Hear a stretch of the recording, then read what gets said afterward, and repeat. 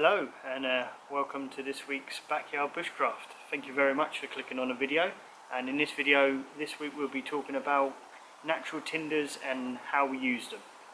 So the first natural tinder I'm going to be looking at is something called Birch Bark, which looks a bit like this. You can get it big sheets of it, and what we do generally to find that is to go to a woodland, a forest that predominantly has birch trees, and you look for dead fallen ones. Usually the ones that have fallen over, the birch is all crumbly and fallen off and that, and you just go along, cut strips off, put that in your tinder pouch, take it home, let it dry out, and it's a really good natural tinder for lighting a fire. It's very ferocious because the bark itself's got a lot of natural oils that are very flammable, so when you put it on a fire, get it going, it's very ferocious. So the way we use birch bark to light a fire is we put the birch down, get a knife and scrape the skin until you collect a fine powder. With this fine powder you can strike a spark with the ferro rod, and usually the powder will ignite, and then you can use a separate piece to pretty much light the fire. So this item can be used in wet weather, dry weather, although it will be a little bit more difficult in the wet weather to get going, possibly because the powder, stuff like that, is going to be damp, but it is possible, and it's probably one of my favourite tinders. So the second natural tinder that we're going to be looking at is something called Fatwood, and this really is just sort of a terminology for it. There's different names, and let's see if that's on there. You can see it there's sort of a resinous wood, and yeah, as I say, there's different names for it. Predominantly I know it as Fatwood, and it's a resinous wood that is predominantly in pine trees. So how we find Fatwood is we look again for dead or fallen pine trees, or possibly dead standing ones.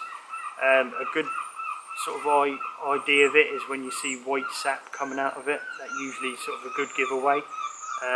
What happens is when the tree dies, or when it's fallen, all the resin tends to sink to the bottom of the tree, and then all the branches and everything that go off, they sort of seep the resin into it. So you cut a section off, come away, you should look at it, and it should look quite dark in colour, almost like a reddy colour. Basically you can split that up and you've got essentially a fire stick. So how we use Fatwood for lighting a fire is we get the reverse side of our knife. If it's got a square edge, you can scrape away some fine shavings off of the Fatwood, and then again with the ferro rod you can throw a spark on it, and this will ignite and be very ferocious, similar to the birch bark. It's kind of got like a little bit of a napalm effect to it. So you can even, if you've got a lighter or something, you can even light the top of it and it will be pretty much a torch. The Fatwood can be used in any conditions really, dry, wet. It does exceed in wet weather compared to the birch in my opinion, because it's got all the resins in there. It doesn't tend to soak up much moisture, and if you want something that's really good in wet weather lighting, then Fatwood is your go-to wood.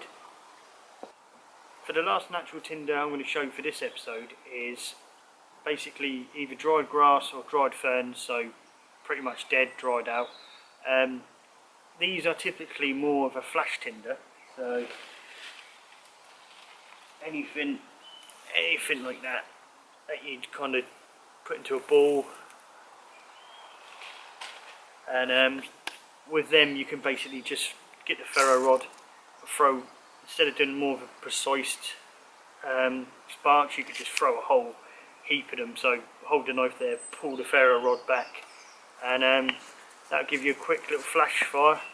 So you will have to use it in conjunction with birch bark or Fatwood, or even some really fine bits of kindling, so it catches them quickly and then you can build from that.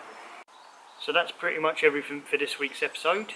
I hope you enjoyed this short video on natural tinders, and hopefully it helps you out. If you don't know about birch bark, Fatwood or dried grass, dried ferns, etc., If you do want to see a little bit more in depth on the birch bark, I do have a video, so I'll put a link up. You can watch that in a bit more slow time.